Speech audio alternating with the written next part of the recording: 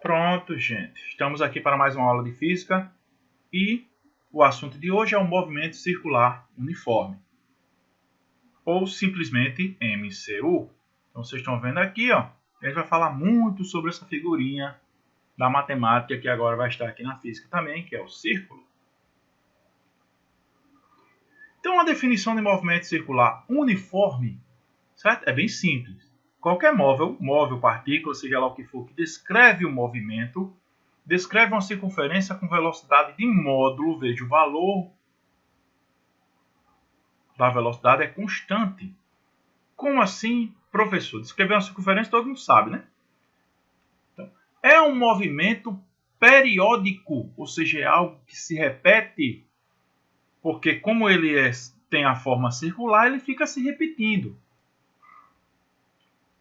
Então, nós temos aqui alguns exemplos. Então, um móvel descreve uma circunferência. Está aqui, ó, descrito a circunferência para vocês. Acompanhem aqui com o mouse. Está vendo? Descrito aqui uma circunferência.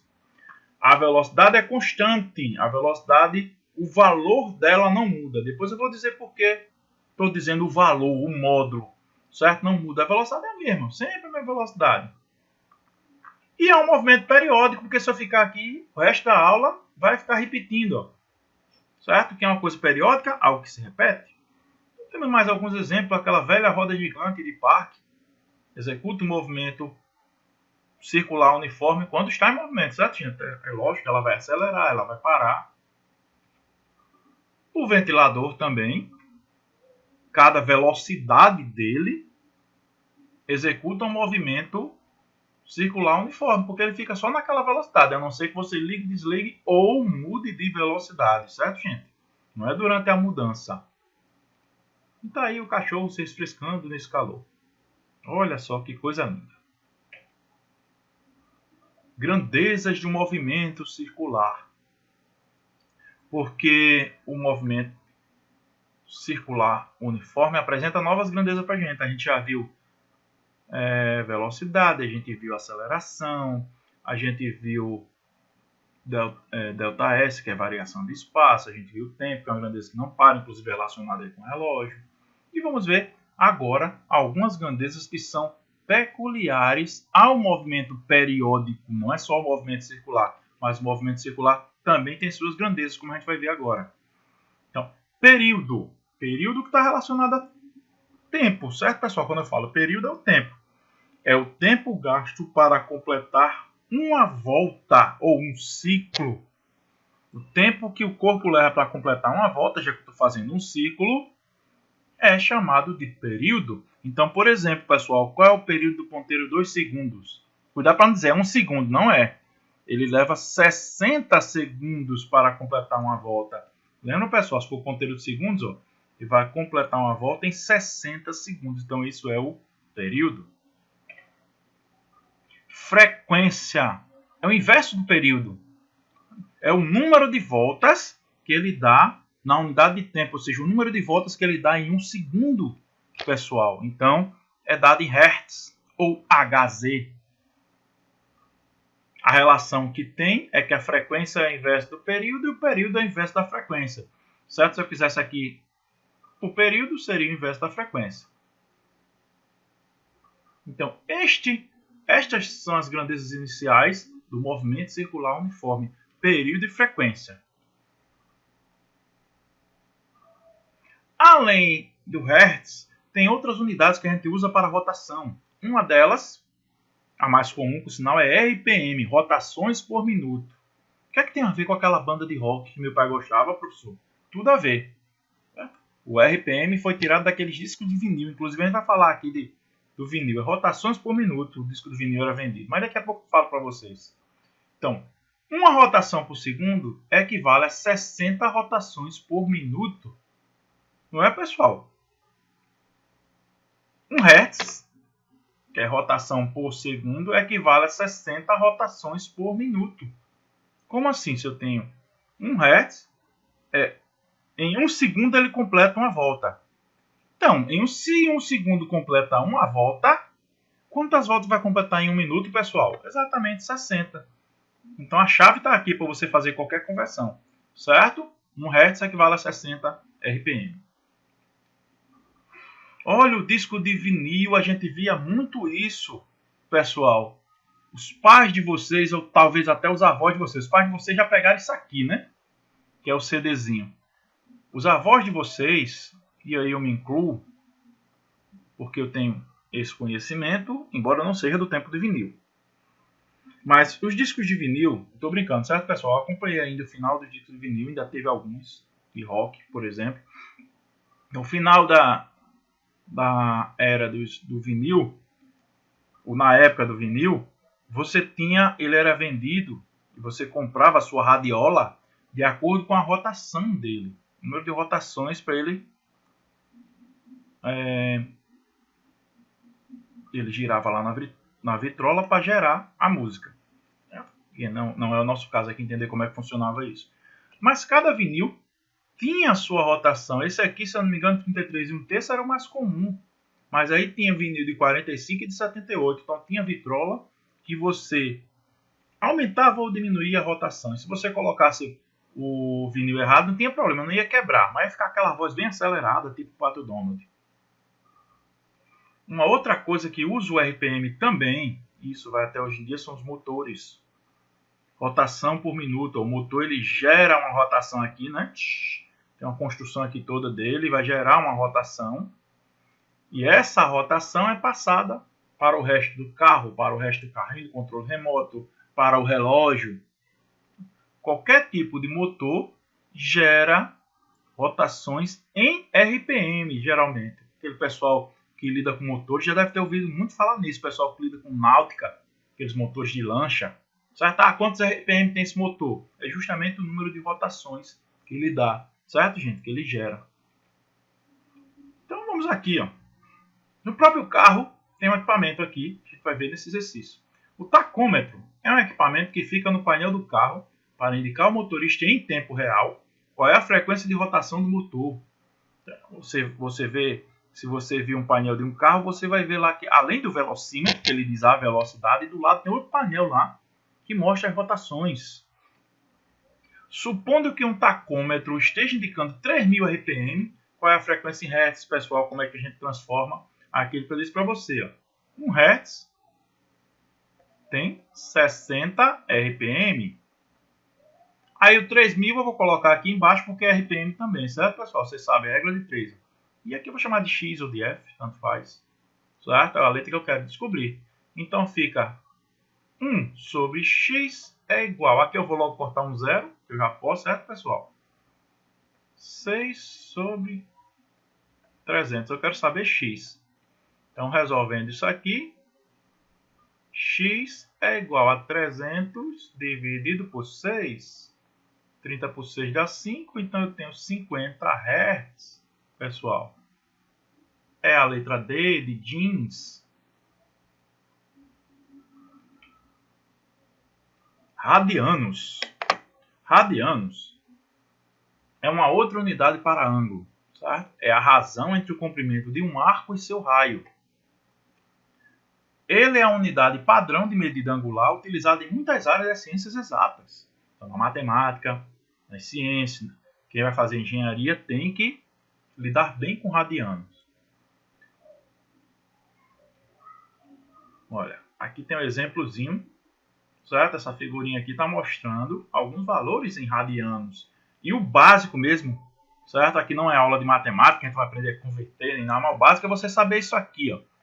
Que π equivale a 180 graus, é o básico do básico, certo? Aprendo isso, o π é minha linha reta aqui, ó. É quando eu saio aqui do zero, girei, vim até aqui, ou seja, é meia circunferência, certo, pessoal? Aprendam o π que vocês não esquecem mais. Então, quanto vale o π, pessoal? 180 graus, certo? Π radianos é 180 graus, é meia volta. Isso quer dizer que se a circunferência você der uma volta completa, tem o quê? 2π. Olha aqui, ó, 360 graus. E se eu for só até 90? É um quarto, não é isso? Então é π sobre 4. Cadê 90? Aliás, se eu for até a metade aqui, não um quarto não. Certo? A metade é um quarto de circunferência, mas é metade do π. Certo? Meio π, ou π sobre 2, dá 90 graus. E por aí vai. Então o básico do básico é você saber isso aqui, ó.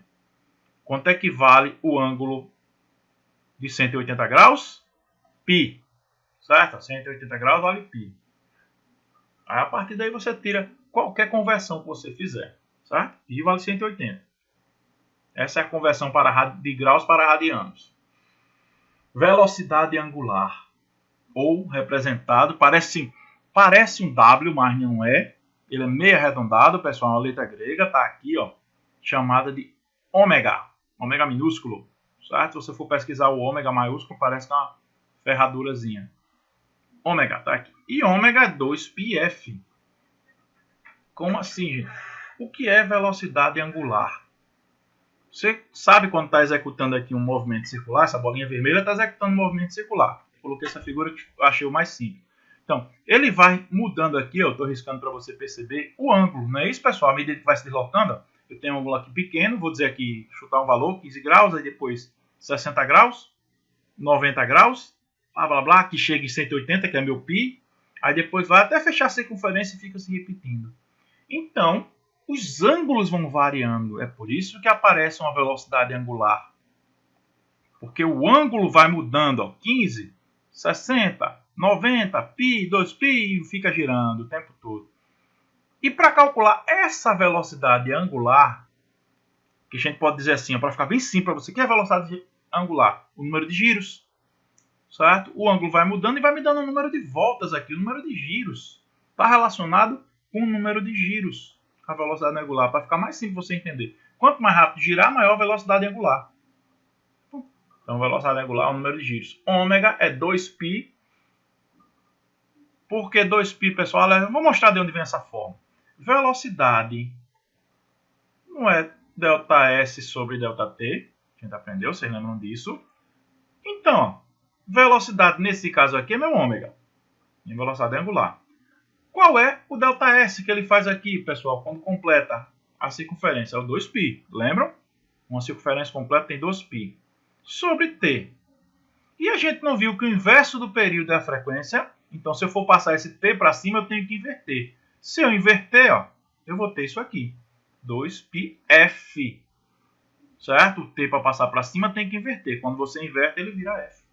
Daí, onde vem essa fórmula aqui, 2πf. Nada mais é do que um desenvolvimento do que Vm é igual a ΔS sobre ΔT. Certo? Que a gente vai usar nos próximos exercícios. Então, olha aqui. Ó. Supondo que um tacômetro esteja indicando 3.000 RPM. Lembra, a gente fez no exercício passado. Vou nem fazer de novo, vou perder meu tempo. Isso aqui dá 50 Hz. Lembra, pessoal? É a minha frequência. Professor, de onde vê esse 50? Dá uma olhada no exercício que eu resolvi agora. Certo? 5 minutinhos atrás ainda nesse vídeo. Determine a velocidade angular, ele quer saber o ômega, de rotação do motor em radianos por segundo. A gente não sabe aqui, ó, ômega é 2πf. Ômega é 2π vezes 50. Como é que eu resolvo isso, professor? Com um π no meio. Vai jogar vôlei aqui, ó, o π é a rede? Não. Número com número e repete o π. 2 vezes 50, isso aqui dá 100 π radianos por segundo, que é a minha velocidade angular. Olha aqui, letra C. Disseremos aprovado se Deus quiser. Certo? Tá mais aqui, ó. Tinha resolvido, mas apareceu aqui de novo. Aceleração centrípeta. Outra grandeza também do movimento circular. Para entender o conceito de aceleração centrípeta, precisamos entender primeiro o conceito de vetor. Então tem que ver um pouquinho aqui o que é vetor, que eu ainda não havia falado para vocês. Então, antes de saber por que o movimento circular uniforme a velocidade não muda. Por que é que tem aceleração?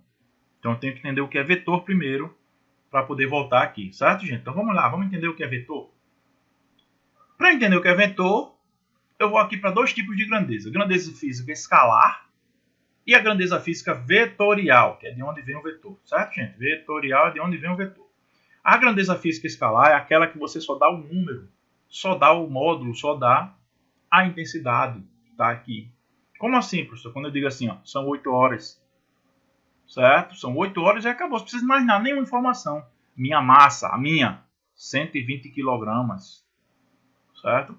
A energia, 7 kWh que eu estou pagando. Só com esses valores eu já defino a grandeza. Eu não preciso dizer para a esquerda, para a direita, para cima ou para baixo. Minha massa, 120 kg, minha massa, viu? É para cima ou para baixo, não tem isso. Não, professor, não é para baixo, não, para baixo é o peso, que é uma força. Certo? Massa não, massa é o espaço. É a quantidade de matéria que tem naquele espaço. E o que é uma grandeza vetorial, professor? Então, que surge o vetor daí. Já está dizendo aqui o nomezinho, ó, vetor. São aquelas que são representadas além do valor, então precisa do valor. Eu preciso dizer a orientação, ou seja, para onde vai, para onde vem, se é para cima, se é para baixo, que são direção e sentido. Precisa da direção e sentido. Certo? Exemplo, força. Aí eu vou desenhar um quadrado aqui, uma caixinha no chão, que é uma das coisas mais comuns que você vê em livro de física. Ele diz, empurra essa caixa. Professor, empurra para onde? Para a esquerda ou para a direita? Só as opções, né? Certo? Ah, empurra aqui, ó, para a minha direita. Essa setinha que eu estou fazendo é um vetor que representa a força, tá vendo? Então a força, eu preciso dizer, é 5 newtons para a esquerda, 5 newtons para a direita, 5 newtons para baixo. Quando eu digo um helicóptero está voando com uma velocidade de 10 metros por segundo. Aí você fica pensando, professor, esse helicóptero está voando para onde? 10 metros por segundo para cima, para baixo, para um lado, para o outro, tá vendo? Fica complicado. Aqui na força que só tinha duas opções, você já não sabia? Empurra essa mesa. Eu vou empurrar essa mesa para onde, professor? Para a direita, para a esquerda? Que direção? Precisa de informação, tá vendo? Então, essas grandezas que precisam de informação, que pode ser representado por uma setinha, elas são chamadas de vetores, certo? Grandeza vetorial, que são representadas por vetor. O vetor é a seta, que pode ser para um lado, para o outro, para baixo. E sempre lembrando para vocês, certo? Vetor, se você mudar de direção, não é o mesmo. Então, esse vetor aqui, ó, que eu estou desenhando, não é igual a esse outro que está aqui do lado, certo, pessoal? Conseguem ver a diferença, né? O tamanho é o mesmo, a direção é a mesma, mas um é para cima, outro é para baixo. Se eu mudar qualquer coisinha, esse vetor aqui, que eu desenhei para cima, é diferente desse outro que vai para o lado. Se eu mudar qualquer uma dessas três grandezas, o módulo, direção ou sentido, eu alterei o vetor. Um exemplo que ele dá aqui é a gravidade, que é sempre 10 metros por segundo. Se leva na gravidade, é sempre na vertical para baixo. Esse tem um. Então, só para você ter ideia, eu posso colocar a gravidade para cima? Certo? Está aqui a gravidade? Claro que não. Certo? Alterei as características do meu vetor. Então, quando eu altero as características do vetor, ele deixa de ser o mesmo. Mesmo que ele fique com o mesmo tamanho. Estou falando isso justamente para a gente entender a questão da aceleração centrípeta. Os vetores são segmentos de reta orientados responsáveis pela representação geométrica da grandeza física vetorial. Acabei de falar isso, né, gente? É mais um reforço para vocês. Tá aqui o vetor. O vetor, ele tem algumas partezinhas aqui, eu vou acelerar, ó, a origem, onde começa, e a extremidade, onde termina. Então é por isso que se eu desenho o vetor ao contrário, se eu desenhar ele para cá, deixou de ser o mesmo vetor, porque a origem agora, chamar aqui de A e B, certo? Para ficar mais fácil. Se eu invertir, a origem agora é B e termina em A. Tá vendo, pessoal? Eu inverti. Professor, a mesma coisa, só está ao contrário. Ao contrário já não é mais ele. Se eu desenhar ele um pouquinho inclinado, certo, gente? Pegar esse vetor que está aqui e desenhar ele assim para baixo, já não era mais ele. Se alterar o desenho desse vetor, alterar o tamanho, se pegar esse vetor e desenhar bem pequenininho, digamos que não seja falha de desenho, bem pequenininho, não é o mesmo vetor. Então o vetor ele tem módulo, direção e sentido que não pode ser alterado, senão ele deixa de ser o mesmo vetor. Certo, gente? Então, aqui está mostrando. Ó, a intensidade é o módulo, é o tamanho dele. Se eu alterar o tamanho, como eu disse a vocês, eu estou alterando o vetor. E minha direção. Ao alterar a direção, estou alterando o vetor. O sentido é para onde vai a setinha, não é? Aquilo que eu falei para vocês. O sentido, por exemplo, pode ser para cima ou para baixo, para a direita ou para a esquerda. Todos esses são vetores diferentes, porque eu alterei o sentido. Olha aqui outro vetor. Sim, gente. Bora ter aqui, eu risquei. Toda vez eu esqueço como apagar. O vetor, toda a grandeza vetorial, pode ser representada, posso representar força pela letra F, a gente já viu.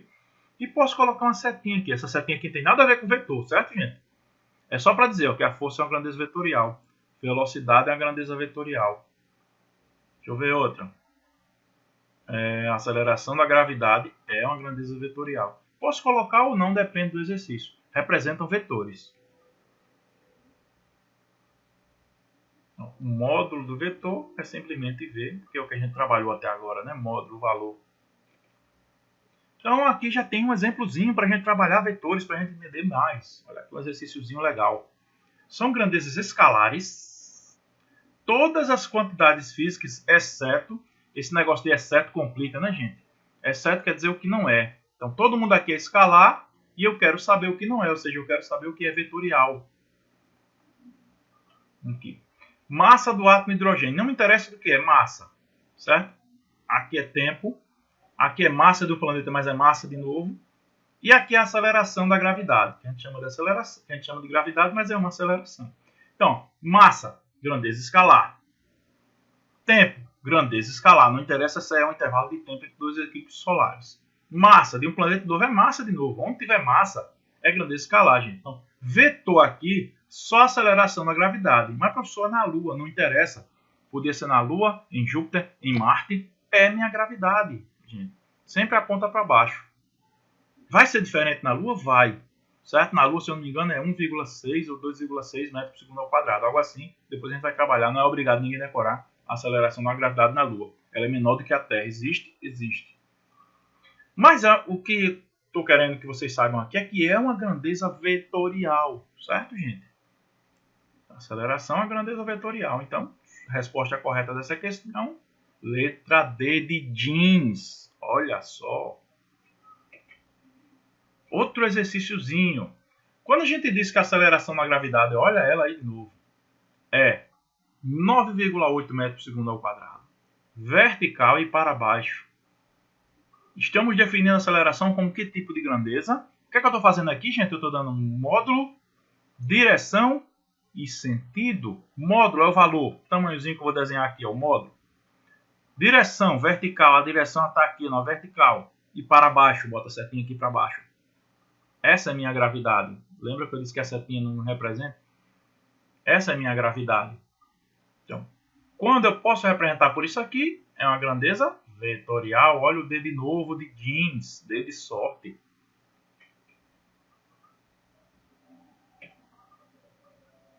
Aí a gente volta para a aceleração centrípeta. O que é a aceleração centrípeta? Também chamada de normal radial. É a aceleração originada pela variação do vetor. Lembra que o movimento é circular uniforme? Se for 80 km por hora no início, vai ser 80 km por hora no final.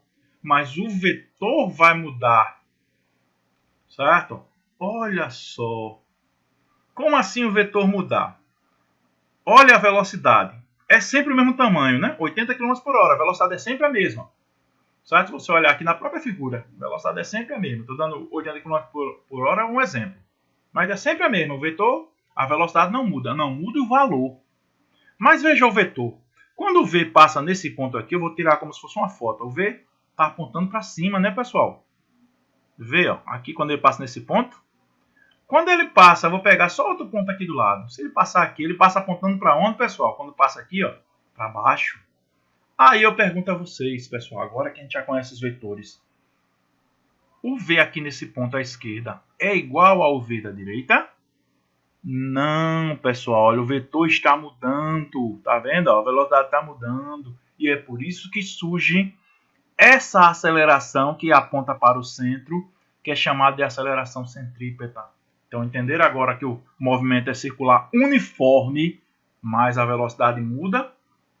Pessoal, se você estivesse dentro de um carro, seria 80 km por hora na esquerda e na direita. Agora aqui é 80 km por hora para cima e 80 km por hora para baixo. Então é diferente.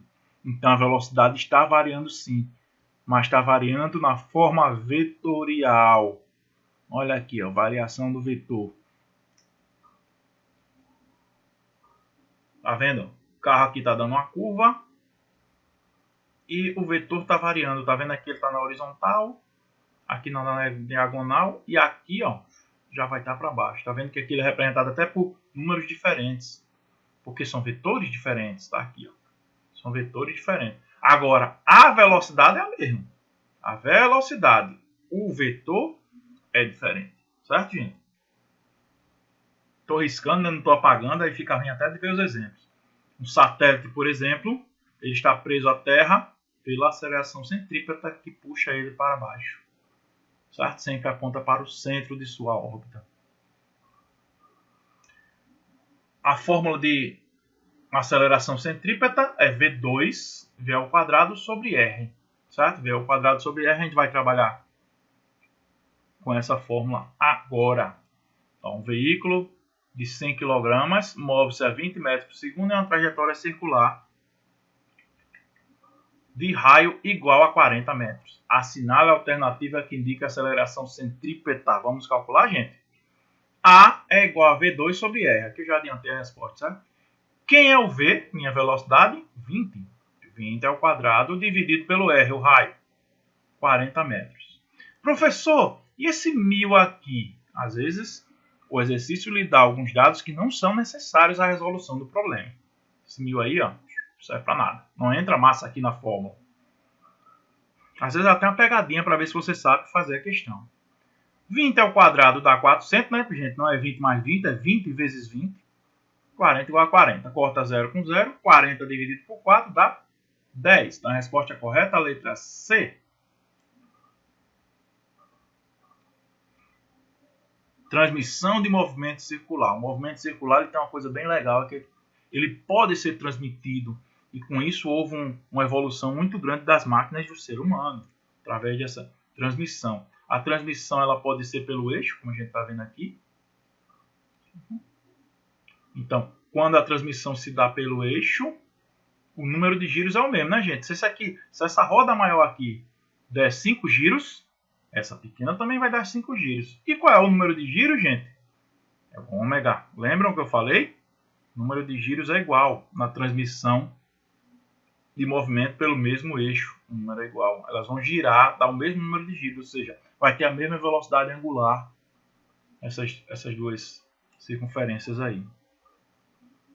Aí quem é ômega? Não é V sobre R. Ó. Então a gente vai usar muito essa fórmula aqui quando estiver trabalhando transmissão de movimento, certo? V sobre R, V sobre R. De um lado e de outro. Chamei de A e B aqui, tem a 1 e 2, mas como se tivesse aqui as duas polias aqui, ó, A e B. A transmissão também pode ser por contato. Esse contato pode ser através de uma correia, você vê isso muito em moto, em bicicleta, ou pode ser por roda dentada ou engrenagens. A gente vê muito isso aqui em relógio, né? Mas também tem, por exemplo, no carro, quando ele vai trocar, um câmbio de um carro, quando ele vai trocar de marcha. A fórmula para essa aqui é que a velocidade é a mesma. Não é velocidade angular, certo, gente? É velocidade. Como é que eu sei? Como é que eu tenho certeza? Porque aqui, ó, tá havendo contato. Se a correia aqui, digamos, tem uma velocidade de 5 metros por segundo, nesse ponto aqui, lógico que aqui nesse outro ponto, à minha direita, tem 5 metros por segundo também, porque a correia é a mesma. Então a velocidade é a mesma. E como V é ômega R, a gente desenvolve e vai usar isso aqui, ó. Frequência e raio. Frequência e raio. Vamos ver um exemplo? Olha aqui. Duas polias estão conectadas por uma correia. Marca a alternativa correta, sabendo que o raio da polia 1 é o triplo do raio da polia 2 e que não há deslizamento da correia. É um típico exercício que não tem cálculo. O dado-chave é isso aqui. Ó. O raio da polia 1, vou chamar de R1, é o triplo do raio da polia 2. Ele é bem maior. É 3. Opa, quase que não coloco aqui. 3. Queria achar a borracha desse sargento. Ainda vou achar algum dia. 3R2. Aí a partir daqui eu vou desenvolver. Olha aí, gente. Lembra do que eu falei? Ó, F1R1 é igual a F2R2. Quando você tiver esse tipo de transmissão por contato. Só que quem é R1, gente? Quem é R1? É isso aqui que eu coloquei, ó, 3R2, que ele me deu aqui quando falou isso. Certo? Raio da polia 1, R1 é o triplo de R2. No lugar do R1, eu vou colocar essa expressão que eu vi, ó, 3R2. Vezes R2. R2 com R2 eu posso cortar, porque tem de um lado e de outro, essa expressão, certo, gente? Vocês aprenderam isso. Então fica F1 vezes 3, ou seja, 3F1 é igual a F2. Eu já mudei de lado aqui. Então, o que é que ele está dizendo aqui? Ó? Que a frequência da polia 2 é o triplo da frequência da polia 1. A polia 2 vai girar 3 vezes mais do que a 1. E quando você tem esse tipo de conexão, esse tipo de transmissão do movimento, você sabe que a grande gira lentamente numa bicicleta e a pequena vai girar mais rápido. Não é isso? Aqui no caso, como ela é 3 vezes maior, essa daqui vai girar 3 vezes mais. O número de giros da polia 2, né? Frequência, é o triplo de frequência da polia 1. Letra D de jeans. Olha o D de novo aí. Com isso, nós encerramos essa brilhante aula sobre movimento circular. Certo, gente? Até a próxima. Estudem.